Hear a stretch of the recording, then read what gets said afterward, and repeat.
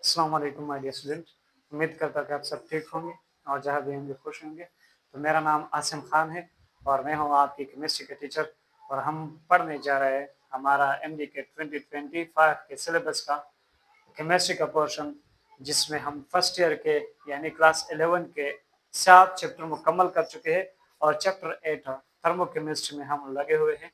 और थर्मोकेमिस्ट्री में हम अब 4 लेक्चर कर चुके हैं और हमारा जो लास्ट लेक्चर है यानी लेक्चर 04 जो आज आप लोगों के लिए मैंने अपलोड किया है वो है हमारा internal energy and first law thermodynamics और उसके साथ जो न्यूमेरिकल्स है। ये 2 पार्ट्स में हमने ये लेक्चर अपलोड किया है और आज हमारा ये लेक्चर है लेक्चर 05, जिसमें हम एंथैल्पी के बारे में पढ़ने वाले हैं कि व्हाट इज एंथैल्पी। तो इसको डिफाइन किया गया है कि दी heat content at constant pressure. A heat content of a system at constant pressure is called enthalpy. किसी सिस्टम में जो हीट कांटेंट होते हैं और वो क्या कांस्टेंट प्रेशर पे, उसको हम क्या कहते हैं, एंथैल्पी कहते हैं और इसको हम रिप्रेजेंट करते हैं H से। क्लियर है? H से हम हीट एंथैल्पी को रिप्रेजेंट करते हैं। तो असल में इसकी एक और डिफिनेशन है, यानी हम इसको इक्वेशन के फॉर्म में डिफाइन करेंगे। में थोड़ा मसला आ गया। अच्छा, तो ये हो गई हमारी इसकी इक्वेशन एंथैल्पी की।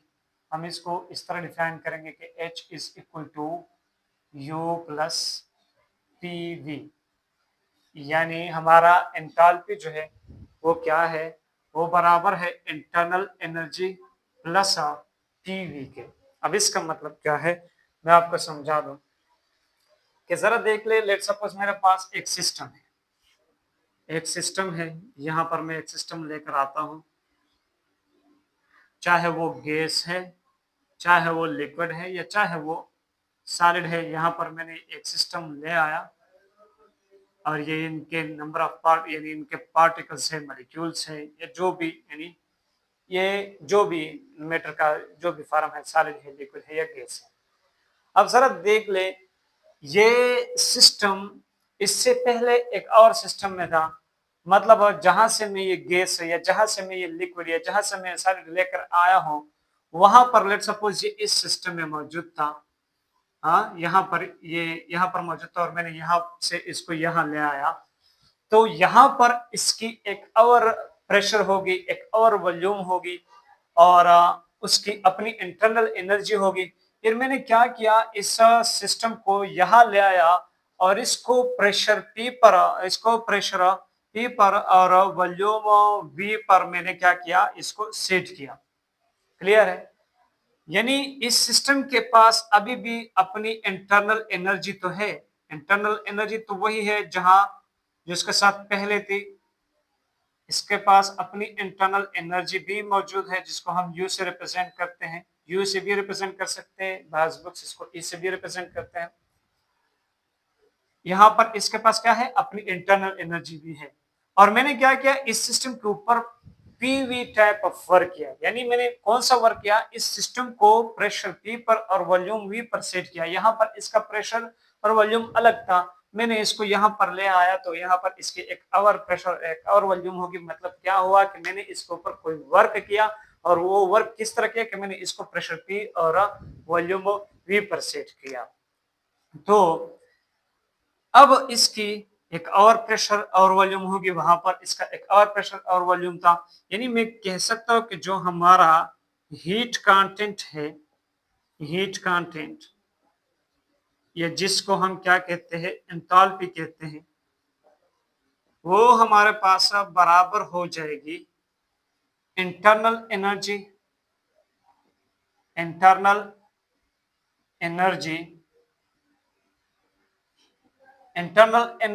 Of A system. हमारा हीट कांटेंट क्या हो जाएगा इस सिस्टम के लिए, अगर मैं हीट कांटेंट की बात करूं तो वो बराबर हो जाएगा इस सिस्टम में जो इंटरनल एनर्जी है वो and the work done to establish the system at a pressure P and volume V। तो क्या मतलब है इसका कि जो इस सिस्टम के ऊपर मैंने जो वर्क किया और इस सिस्टम को प्रेशर P और वॉल्यूम V पर सेट किया, वो एनर्जी और इसकी जो इंटरनल एनर्जी है, इन सारे एनर्जीज को मिलाकर जो एनर्जी बनती है उसको हम क्या कहते हैं? इंटरनल हीट कंटेंट या एंथैल्पी। क्लियर है? हम क्या कह सकते हैं? फिर से देख ले।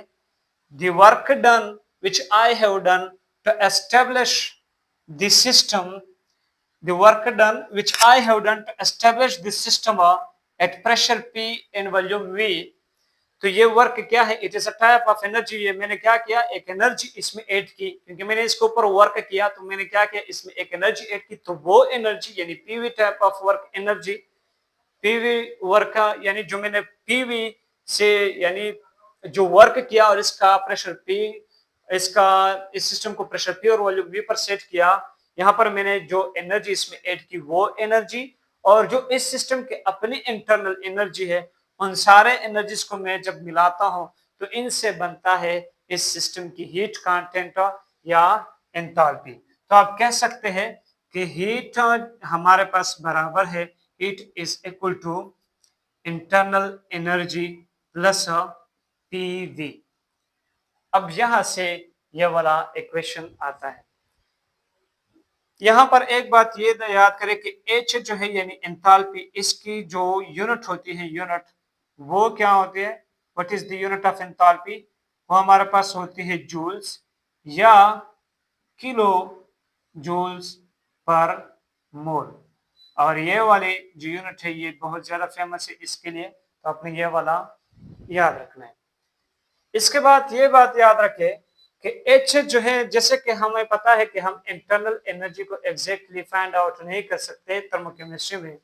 तो अगर हम इंटरनल एनर्जी को फाइंड आउट नहीं कर सकते, हमें चेंज इन इंटरनल एनर्जी का पता है, यानी हम change in internal energy of a system मालूम कर सकते हैं, but we cannot find the exact internal energy for a system. तो हम एंथैल्पी को भी, एग्जैक्ट एंथैल्पी भी मालूम नहीं कर सकते, तो हम क्या कर सकते हैं? H को फाइंड आउट नहीं कर सकते, जबकि हम क्या कर सकते हैं? चेंज इन एंथैल्पी को क्या कर सकते हैं? फाइंड आउट कर सकते हैं। तो हमारे थर्मोकेमिस्ट्री में इसका सिग्निफिकेंस कोई नहीं है, सारा सिग्निफिकेंस जो है वो किसका है? डेल्टा H का, यानी एंथैल्पी चेंज का। तो जब भी आप थर्मोकेमिस्ट्री में एंथैल्पी का लफ्ज सुनेंगे तो वो एंथैल्पी नहीं होगा बल्कि एंथैल्पी चेंज होगा। क्या होगा? Change in enthalpy. अब यहां देख ले, मैं इस इक्वेशन को किस तरह लिख सकता हूं कि delta H is equal to delta U यानी change in internal energy plus delta into PV। Clear है? अब लेट सपोज कि मेरे पास क्या है, यानी ये जो सिस्टम था इनिशियली इसकी प्रेशर जो थी वो थी P1 और इसकी जो वॉल्यूम थी इनिशियली वो थी V1, और फाइनली इसका जो प्रेशर हो गया, यानी फाइनल में मैंने इसको जब चेंज किया तो इसका प्रेशर क्या हो गया? P2 और वॉल्यूम क्या हुआ? V2। क्योंकि यहाँ पर change in pressure in volume की बात हो रही है तो इसलिए मैंने प्रेशर को क्या किया? प्रेशर को भी P1 से चेंज किया P2 में और वॉल्यूम को भी V1 से चेंज किया V2 में। तो हम इस इक्वेशन को किस तरह लिख सकते हैं? इस इक्वेशन को हम इस तरह लिख सकते हैं कि change in enthalpy is equal to change in internal energy plus P2 V2 minus P1 V1। और ये जो है ना, ये इक्वेशन आप 100% करेक्ट इक्वेशन मान सकते हैं। ये आप किसी भी सिस्टम के लिए और किसी भी गैस के लिए इस्तेमाल कर सकते हैं किसी भी सिस्टम में, यानी चाहे वो सिस्टम आइसोथर्मल हो, चाहे वो सिस्टम आइसोबारिक हो, चाहे वो सिस्टम आइसोकोरिक हो, कहाँ पर भी आप इस इक्वेशन को यूज कर सकते हैं। हर जगह पर ये इक्वेशन जो है एंथैल्पी चेंज का क्या है 100% करेक्ट है। अब इस इक्वेशन के हम दो हिस्से बनाते हैं। इस इक्वेशन के हम क्या करते हैं, दो हिस्से बनाते हैं। मैं क्या करता हूँ यहाँ पर, चलो हम लिखते हैं यहाँ पर कि एक इसका ये इक्वेशन बन सकता है कि चेंज इन एंथैल्पी हमारे पास बराबर हो सकती है change in internal energy plus P into change in volume. ये कौन सा इक्वेशन हो गया, इसको मैं इक्वेशन नंबर 1 कह दो।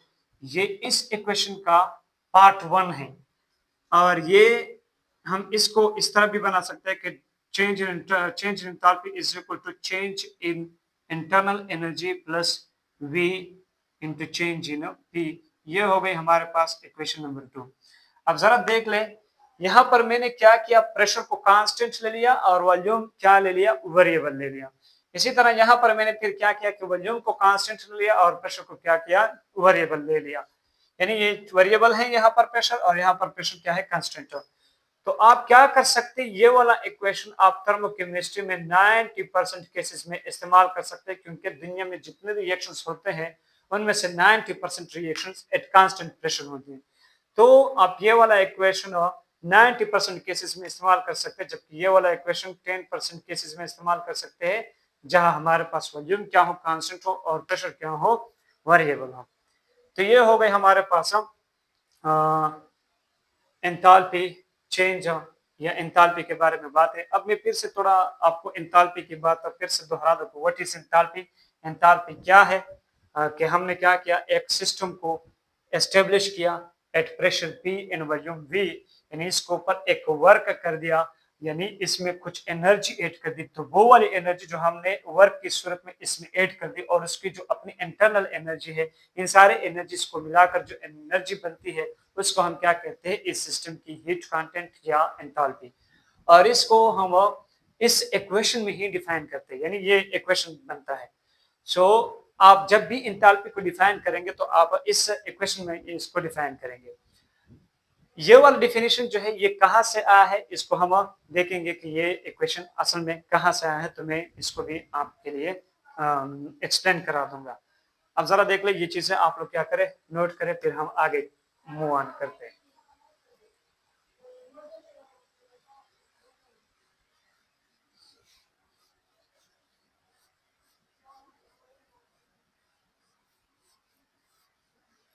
मेरे पास एक इक्वेशन आ गई एंथैल्पी के लिए कि H is equal to internal energy plus PV।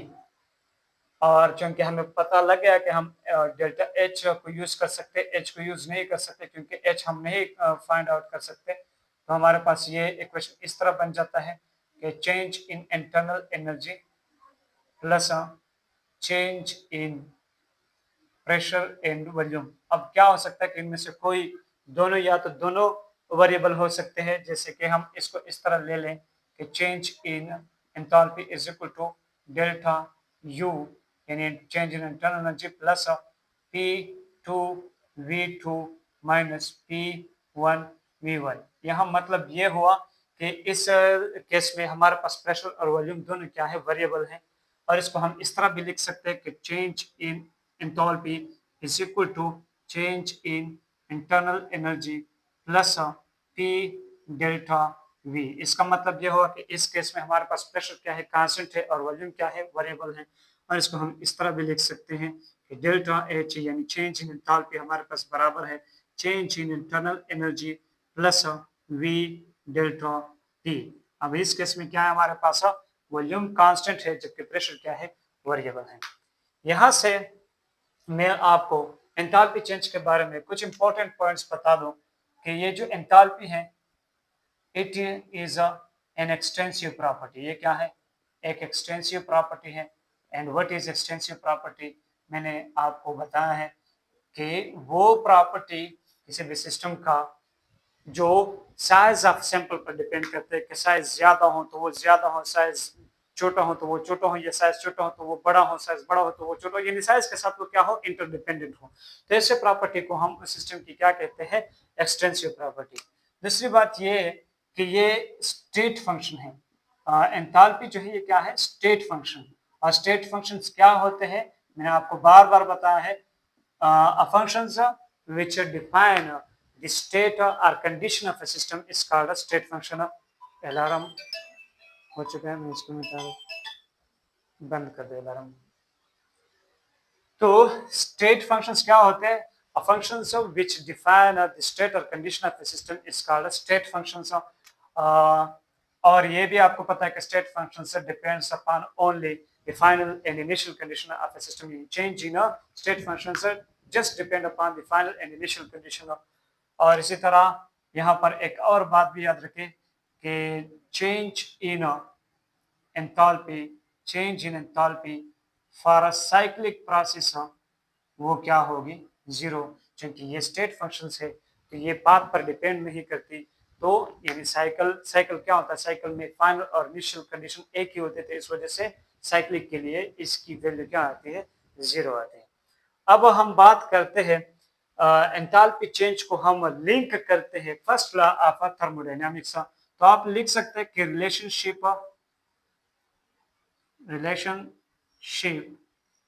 between enthalpy change या enthalpy and first law of thermodynamics।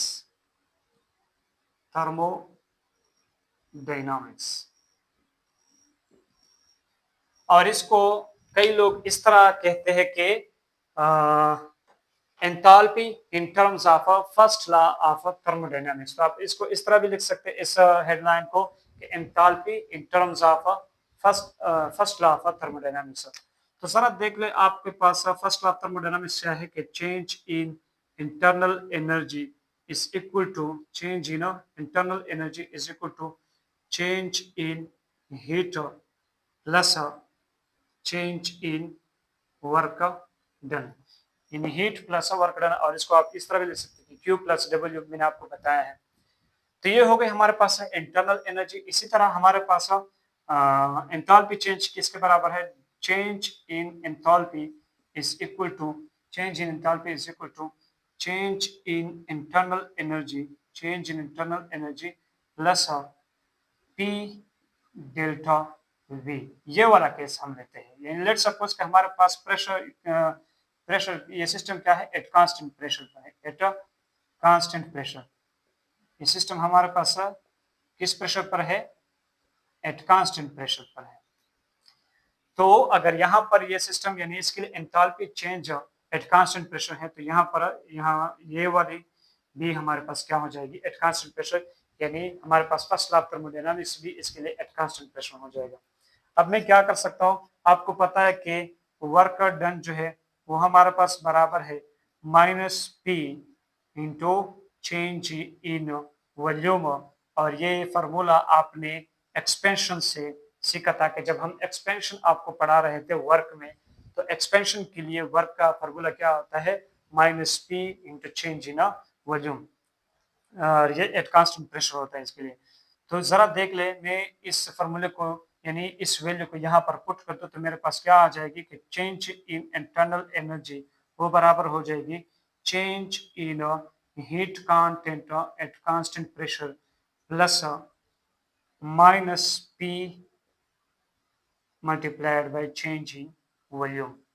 या ये क्या हो सकता है कि change in internal energy is equal to heat content at constant pressure plus, sorry ये क्या हो जाएगा, -P into change in volume.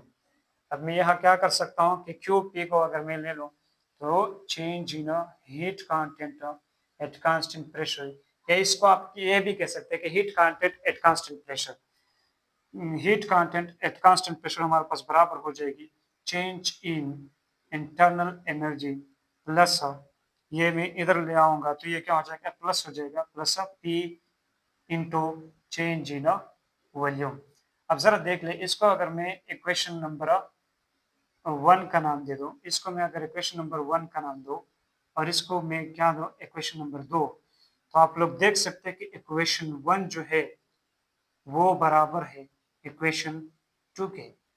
हम जरा देख ले, इसका राइट हैंड साइड और इसका राइट हैंड साइड ये दोनों आपस में क्या है, इक्वल है। Change in internal energy plus P delta we, change in internal energy plus P delta we.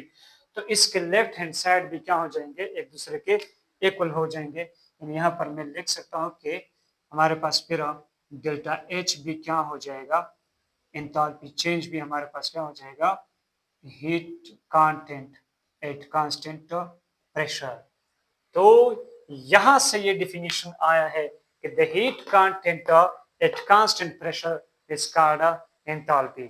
अब समझ में आया होगा कि हम ये डिफिनीशन इस तरह क्यों करते हैं। तो जरा देख ले, मैं इसको मिटा दूं। क्या होता है कि हमारे पास इन दोनों इक्वेशन को अगर मैं चेंज से बाहर कर दूं तो ये इस तरह भी हो सकती है कि H is equal to internal energy plus P V. इसी तरह इस इक्वेशन को अगर मैं चेंज से बाहर कर दूं तो ये क्या हो जाएगा, heat content at constant pressure is equal to internal energy plus P V. तो यहां से हमारे पास एच बराबर आ जाएगा क्यू पी के। तो चाहे आप इस तरह लिखते हैं या चाहे आप इस तरह लिखते हैं, दोनों सूरत में हम इसको डिफाइन किस तरह करेंगे कि the heat content at constant pressure is called enthalpy. और याद रखिए कि हमारे पास एंथैल्पी चेंज या एंथैल्पी हमारे पास किसके बराबर होती है, हीट कांटेंट के सिर्फ बराबर होती है उस वक्त तक जब हमारे पास प्रेशर क्या हो, कांस्टेंट हो। आपने याद रखना है, ये लिखना है कि एंथैल्पी या enthalpy change is equal to the heat content only at constant pressure rather than any other condition. यानी सिर्फ अगर प्रेशर कांस्टेंट है उस वक्त हमारे पास ये एंथैल्पी हीट कांटेंट के बराबर हो सकती है। अगर प्रेशर कांस्टेंट नहीं है तो उस वक्त फिर हमारे पास एंथैल्पी हीट कांटेंट के बराबर नहीं आ सकती। यानी फिर हम ये वाला डिफिनीशन एंथैल्पी के लिए नहीं कर सकते। अगर आपके पास प्रेशर कांस्टेंट है तब हम एंथैल्पी के लिए ये वाला डिफिनीशन कर सकते हैं। उम्मीद करता कि आपको ये चीजें जहन में आई होगी। तो यहाँ पर अब हम फिर से कुछ फार्मूलेस आपके लिए लिखते हैं, किसके, हीट के। यानी जो मैंने कल आपको लिख के थे वही फार्मूले, क्योंकि अब इस पे हमने कुछ न्यूमेरिकल्स भी तो करने हैं। तो यहाँ देख ले, हमें एक फार्मूला तो ये मिल गया कि change in enthalpy is equal to change in internal energy plus change in PV. ये वाला फार्मूला हम लिखेंगे तो इससे हम कोई भी यानी एंथैल्पी का कोई भी फॉर्म निकाल सकते हैं, चाहे वो 1 वाला हो यानी जिसमें दोनों वेरिएबल हो, चाहे 2 वाला फार्मूला हो यानी जिसमें हमारे पास प्रेशर कांस्टेंट हो, वॉल्यूम वेरिएबल हो, या चाहे वो तीसरा फार्मूला हो इसका जिसमें हमारे पास वॉल्यूम कांस्टेंट और प्रेशर क्या हो, वेरिएबल हो। तो यहाँ से हम वो तीनों निकाल सकते हैं। अब इसके बाद हमारा हीट के कुछ फार्मूले से आपको पता है कि heat constant eight constant pressure हमारे पास बराबर होती है NCP into change in temperature. और ये कहाँ से आया है, molar specific heat capacity eight constant pressure से। मैंने आपको ये फार्मूला वहां से ड्राइव करके दिखाया भी है। तो ये हो जाएगा। और आपको पता है कि हमारे पास जो चेंज इन एंथैल्पी है, चेंज इन एंथैल्पी है, वो हमारे पास बराबर है हीट कांटेंट कांस्टेंट प्रेशर, इसके बराबर है। तो हम डेल्टा एच को भी इसके बराबर ले सकते हैं कि डेल्टा एच बराबर हो जाएगा NCP into change in temperature. तो जरा देख ले, एक एंथैल्पी का फार्मूला तो ये हुआ और एक एंथैल्पी का फार्मूला आपके पास ये है। यहाँ से फिर आपके पास 3 फार्मूले बन सकते हैं जो अभी हमने लिख दिए, और ये एक नया फार्मूला ये आप आइडियल गैस की शक्ल में इस्तेमाल कर सकते हैं। ये वाला फार्मूला किसके लिए, जब आप इसके लिए एंथैल्पी चेंज को कैलकुलेट करेंगे। तो अब मैं कुछ न्यूमेरिकल्स आपके लिए लेकर आया हूँ और वो न्यूमेरिकल्स हम देखते हैं कि न्यूमेरिकल्स क्या क्या हो सकते हैं। तो मेरे पास अब पहला न्यूमेरिकल है, numericals number 1, a non ideal gas, a non ideal gas has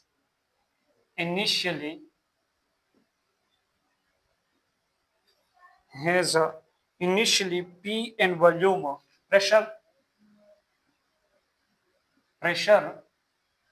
and volume equal to 2 and 2 atm and 4 liter respectively.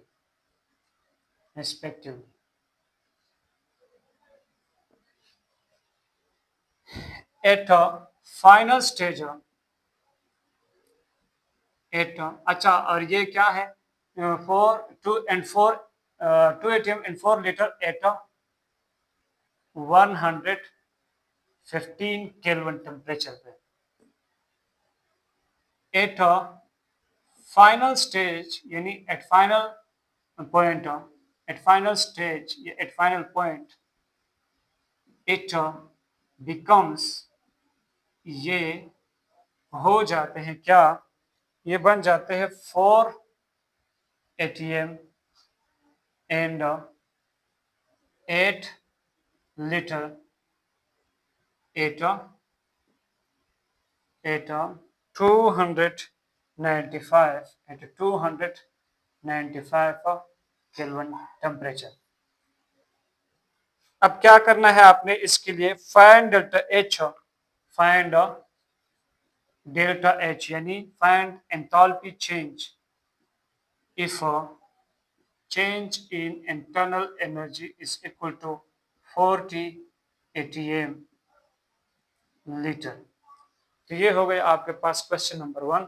अब आपने क्या करना है, इसको सॉर्ट आउट करना है। जरा देख ले, हमारे पास क्या है, एक नॉन आइडियल गैस है जिसके पास इनिशियली प्रेशर कितना है, 2 atm है और इनिशियली वॉल्यूम कितना है, 4 लीटर है और इसके लिए टेम्परेचर कितना है, एट 115 केल्विन।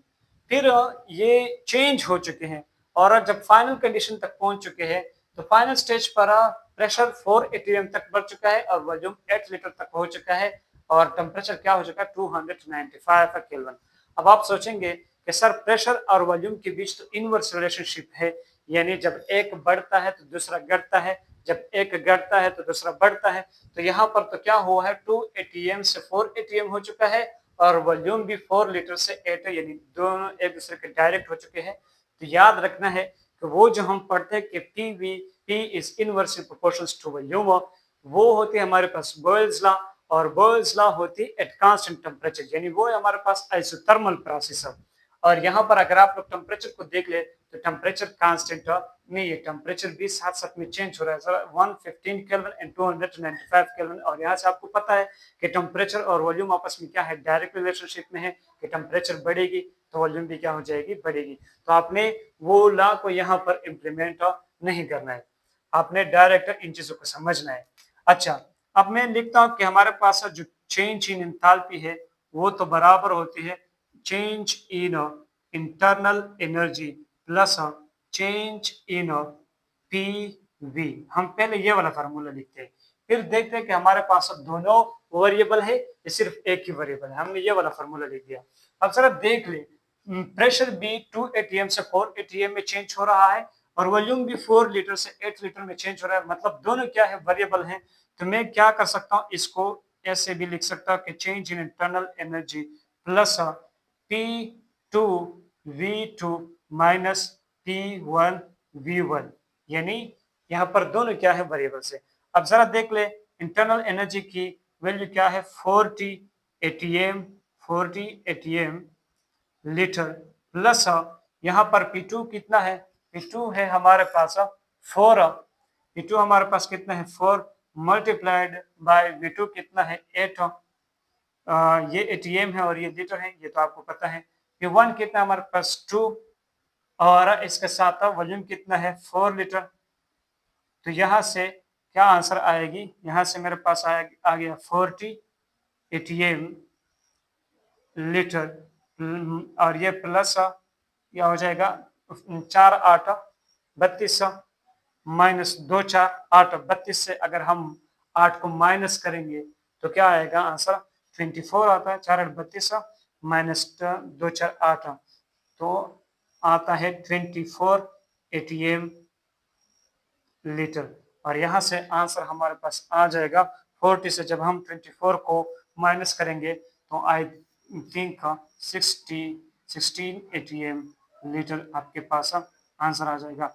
सो हमारे पास डेल्टा एच की वैल्यू क्या आ गई 16 ATM लीटर। अब आपको पता है कि इसकी वैल्यू तो हमारे पास क्या है जूल है और आपको ये भी पता है कि इसकी यूनिट तो जूल से हमारे पास नहीं होती, लेकिन आपको ये भी पता होना चाहिए कि 101.3 जूल जो होती है वो हमारे पास बराबर होती है 1 ATM लीटर के। तो हमारे पास 16 ATM litre 16 multiplied by 101.3 joule के बराबर हो जाएगी। तो ये है हमारे पास इस क्वेश्चन का आंसर इन जूल और ये है इस क्वेश्चन का आंसर इन ATM लीटर। उम्मीद करता हूँ कि ये क्वेश्चन आपके लिए बहुत आसान होगा हल करने के लिए। अब जरा हम एक और क्वेश्चन को देखते हैं। जितने आप क्वेश्चन करेंगे एग्जाम्पल करेंगे उतना ही आपका कंसेप्ट क्लियर होता जाएगा। दूसरा क्वेश्चन है कि in ideal gas compressed isothermally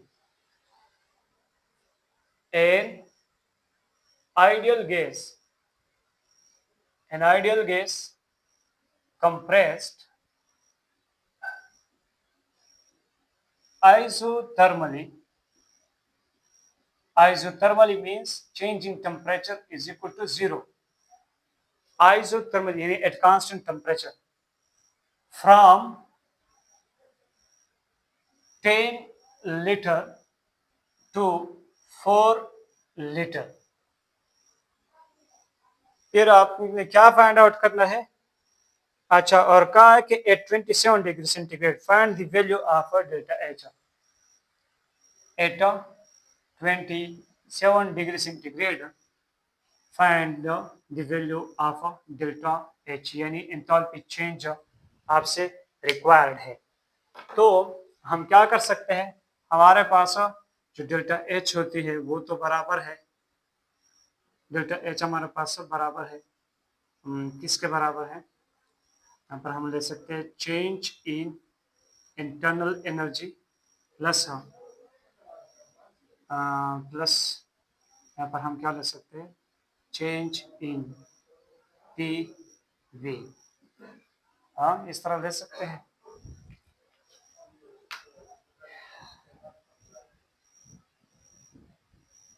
या हम चलो हम देखते हैं कि हमारे पास जो टेम्परेचर है चेंज इन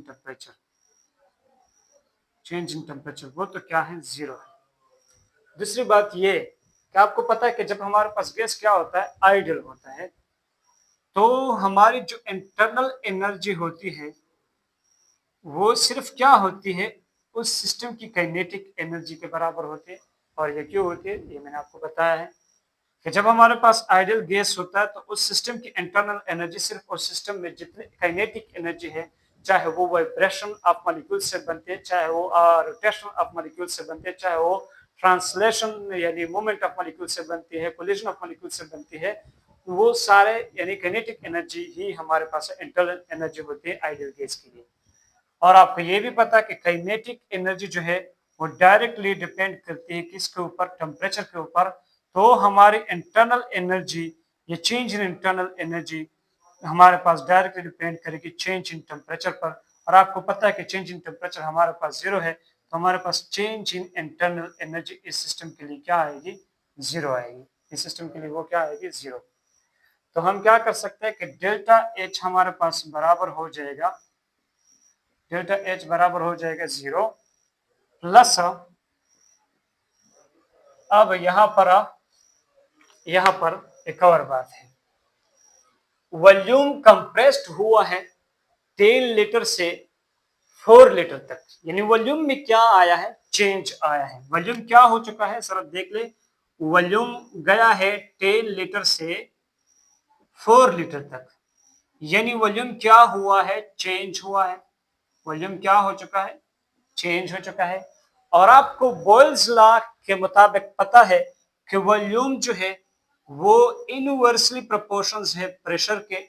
तो अगर वॉल्यूम क्या हुआ है, चेंज हुआ है, तो प्रेशर भी चेंज हुआ होगा। यानी यहां पर हमारे पास क्या ये फार्मूला किस तरह बन सकता है, मैं इस फार्मूले को इस तरह लिख सकता हूं। यहाँ पर अगर मैं इसको मिटा दूं कि ये हमारे पास ये फार्मूला इस तरह बन जाएगा कि delta H is equal to change in internal energy plus P2 V2 minus P1 V1। तो ये फार्मूला मैंने अब क्यों लगाया, पहले क्यों नहीं लगा रहा था, पहले इसलिए नहीं लगा रहा था क्योंकि मुझे पता नहीं था कि दोनों वेरिएबल है, ये दोनों कांस्टेंट है, ये एक कांस्टेंट है, एक वेरिएबल है। तो जब मैंने देखा कि वॉल्यूम कम हो चुका है फ्रॉम 10 लीटर टू 4 लीटर, यानी वॉल्यूम चेंज हुआ है, तो हमें बॉयल्स लॉ के मुताबिक पता है कि वॉल्यूम और प्रेशर एक दूसरे के साथ रिलेटेड हैं। तो अगर वॉल्यूम चेंज हो रहा है तो हमारे पास प्रेशर भी चेंज होगा, यानी वॉल्यूम डिक्रीज हुआ है तो प्रेशर इंक्रीज हो चुका है, मतलब चेंज हुआ है। क्या हुआ है, चेंज हो चुका है। तो इसका मतलब ये कि दोनों चेंज हुए हैं, प्रेशर भी यानी वॉल्यूम भी चेंज हुआ है, V1 से V2 हो चुका है, और प्रेशर भी चेंज हो चुका है, P1 से P2 हो चुका है। तो हम ये वाला फार्मूला इस्तेमाल करेंगे। दूसरी बात आपको अब ये पता होना चाहिए, मैं इसको मिटा दूं, कि आपको पता होना चाहिए बॉयल्स लॉ के मुताबिक, बॉयल्स लॉ से हमें एक इक्वेशन मिलता है कि P1 V1 is equal to P2 V2। P1 V1 is equal to P2 V2 and this is a Boyle's law equation of a gas। तो अगर हमारे पास P1 V1 बराबर है P2 V2 के, अब हमें चेंज इन वॉल्यूम का तो पता है, चेंज इन वॉल्यूम कितना है, 10 लीटर से 4 लीटर, यानी हमारे पास V1 जो है V2 जो है हमारा V1 जो है हमारे पास सॉरी V1 मेरे पास 10 लीटर है, 10 लीटर, और V2 कितना हो चुका है, 4 लीटर, यानी 4 लीटर से हम माइनस करेंगे 10 लीटर को, ये तो हम कर सकते हैं, V2 से हम V1 को तो माइनस कर सकते हैं, लेकिन P2 से P1 नहीं कर सकते, क्योंकि P2 की हमें वैल्यू तो नहीं पता, हमें सिर्फ ये पता है कि प्रेशर भी चेंज हुआ है, यानी P1 से P2 हो चुका है, लेकिन वैल्यूज पता नहीं है। तो अगर ये नहीं पता तो हम क्या करेंगे, हमें पता है कि P1 V1 is equal to P2 V2। अब चाहे आपके पास ये वैल्यू जो भी है, यानी लेट सपोज V2 जो है वो हमारे पास 4 लीटर है, और लेट सपोज प्रेशर यहाँ पर 2 है, तो 2 मल्टीप्लाइड बाय 4, 2 मल्टीप्लाइड बाय 4, 2 4 8। तो अगर P2 V2 बराबर है 8 के, तो P1 V1 भी हमारे पास किसके बराबर होगी, 8 के, क्योंकि यहाँ हमें बॉयल्स लॉ ये समझाता है। तो इसका मतलब यह है कि P2 V2 minus P1 V1 किसके बराबर आ जाएगी, 0 के। तो उम्मीद करता हूं कि ये सारा लिंक जो है, जो मैंने आपको ये लिंक दे दिया, चीजों को लिंक किया, ये आपको समझ में आ चुकी होगी। तो यहाँ हम लिख सकते हैं कि change in enthalpy is equal to, यहाँ पर हमारे पास चेंज इन इंटरनल एनर्जी आपको पता है कि 0 आ गई थी, प्लस इनकी वैल्यू भी हमारे पास क्या आ गई, 0। सो चेंज इन एंथैल्पी इस सिस्टम के लिए क्या आ गई, 0, and this is the answer of your question number 2। चलो एक लास्ट क्वेश्चन करते हैं, फिर इंशाल्लाह इस लेक्चर को बंद करते हैं, स्टॉप करते हैं, और फिर इंशाल्लाह इसके पार्ट 2 में हम पढ़ेंगे relationship between internal energy, relationship between internal energy और चेंज इन एंथैल्पी, इसमें हम रिलेशनशिप देखेंगे। सिर्फ ये लास्ट क्वेश्चन करता हूँ, फिर इस क्वेश्चन को खत्म करते हैं यहाँ पर। तो हमारे पास क्या है कि 2.5 moles of an ideal gas, 2.5 moles of an ideal gas, 2.5 moles of an ideal gas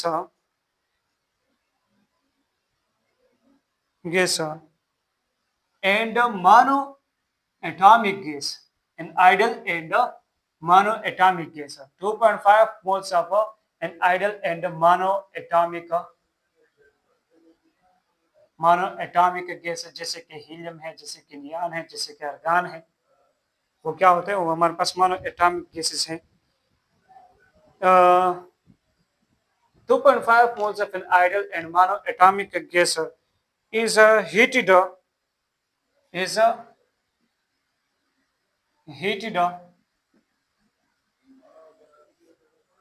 in an isobaric process. In an isobaric process. In an isobaric process. Is heated in an isobaric process from 20 degrees centigrade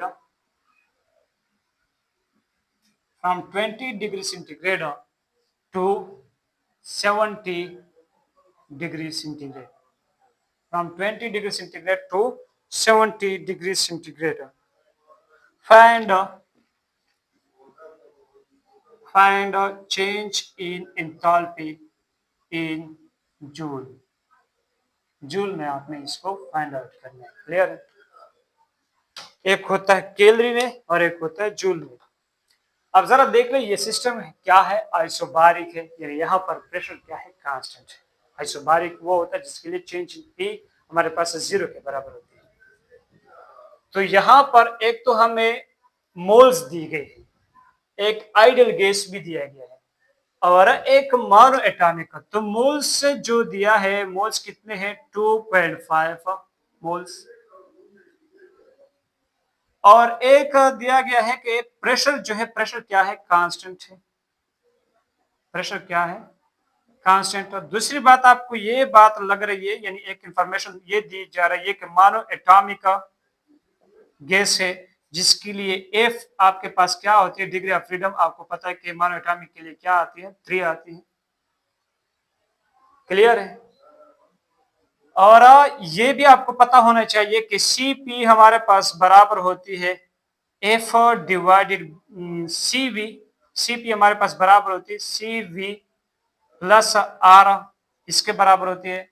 और Cv आपको पता है कि F divided by 2R के बराबर होती है। तो यहाँ पर मैं Cv की जगह लगा सकता हूँ F divided by 2R plus R लगा सकता हूँ। और चूंकि हमारे पास ये सिस्टम एक मोनो एटॉमिक गैस का सिस्टम है जिसमें जो गैस का मॉलिक्यूल है वो मोनो एटॉमिक मॉलिक्यूल्स है, तो यहाँ पर F की वैल्यू हमारे पास 3 आ जाएगी। तो Cp हमारे पास बराबर हो जाएगी 3 divided by 2R plus R, और यहाँ जब हम LCM निकालेंगे तो ये हो जाएगा 5 डिवाइडेड बाई 2R, इसके बराबर हो जाएगा। क्लियर है? तो याद रखें आपके पास Cp की वैल्यू क्या आ गई इस सिस्टम के लिए, 5 divided by 2R, 5 divided by 2R। अब मैं इन चीजों को मिटाता हूं, सिर्फ यहां पर ये दो चीजें छोड़ता हूं। Cp की वैल्यू क्या आ गई आपके पास, Cp की वैल्यू है 5 डिवाइडेड बाई 2R, ये है। और चेंज इन टेम्परेचर कितना है ये भी इंफॉर्मेशन दी गई है। चेंज इन टेम्परेचर है 20 डिग्री सेंटीग्रेड से 70 डिग्री सेंटीग्रेड, यानी टोटल चेंज इन टेम्परेचर जो है वो कितना है, 50 डिग्री सेंटीग्रेड है, 50 डिग्री सेंटीग्रेड। अब हम देख ले आर की वैल्यू जो है, आपको पता है आर की वैल्यू, हम चूंकि जूल की बात करते हैं और आर की वैल्यू जूल में क्या होते हैं, 8.314 जूल। क्लियर? ये हो गई हमारे पास इंफॉर्मेशन।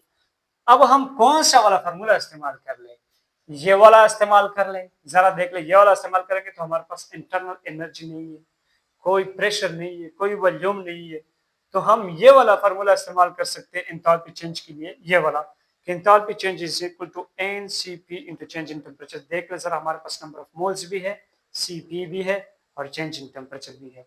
तो मैं क्या कर सकता हूँ कि चेंज इन एंथैल्पी हमारे पास बराबर हो जाएगी NCP into change in temperature. Number of moles है हमारे पास 2.5 मल्टीप्लाइड बाय Cp की वैल्यू हमारे पास क्या है, 5 डिवाइडेड बाई 2, और R की वैल्यू हमारे पास क्या है, 8.314 जूल के बराबर है। तो यहाँ पर मैं क्या लिख सकता हूँ, 8.314 जूल। और ज़रा देख ले टेम्परेचर, चेंज इन टेम्परेचर की वैल्यू हमारे पास क्या 50। तो अब हम क्या कर सकते हैं कि ये बराबर हो जाएगी 2.5 मल्टीप्लाइड बाई 5 मल्टीप्लाइड बाई ये 2 इसके साथ क्या हो जाएगी, जरा देख ले मैं क्या कर सकता हूँ, ये हो जाएगी 2 एकम 2 और 2 4 8, 2 एकम 2 और 2 5 10, 2 7 14, यानी 4.157 मल्टीप्लाइड बाई 50। तो ये जब आप आंसर करेंगे तो इसके साथ आप लास्ट में क्या लिखेंगे, एक्स जूल। अब मैं यहाँ पर कैलकुलेटर लेकर आऊंगा तो टाइम लगेगा। आप क्या करें, यहाँ पर ये कैलकुलेटर खुद इस्तेमाल करें। तो मुझे लगता है कि एंथैल्पी के बारे में ये जो इन्फॉर्मेशन है ये आपके लिए काफ़ी हेल्पफुल साबित होगी। इंपॉर्टेंट पॉइंट भी आपने नोट करने हैं। इसके जो फार्मूले हैं इसको हमने ये भी कह दिया कि इसको हम ये क्यों कहते हैं कि heat content at constant pressure is called enthalpy. और चूंकि हमारे पास हम चेंज इन इंटरनल एनर्जी को ही हम मालूम कर सकते हैं, इंटरनल एनर्जी को हम नहीं मालूम कर सकते, तो हम एंथैल्पी को भी सिर्फ एच को फाइंड आउट नहीं कर सकते। तो एच की कोई सिग्निफिकेंस नहीं है, हमारे पास डेल्टा एच की सिग्निफिकेंस है। तो आपने ये बातें भी याद रखनी है और एंजॉय करना है। इसके बाद हमने पार्ट 2 में इसका रिलेशनशिप देखना है इंटरनल एनर्जी के साथ, और फिर इसके साथ भी हम 2-3 न्यूमेरिकल्स करेंगे। तो इंशाल्लाह मिलेंगे इसके पार्ट 2 में। तब तक के लिए अपनी मेहनत जारी रखें, हमें अपनी दुआ में याद रखें और वस्सलाम एंड साथ साथ में good night, very good night.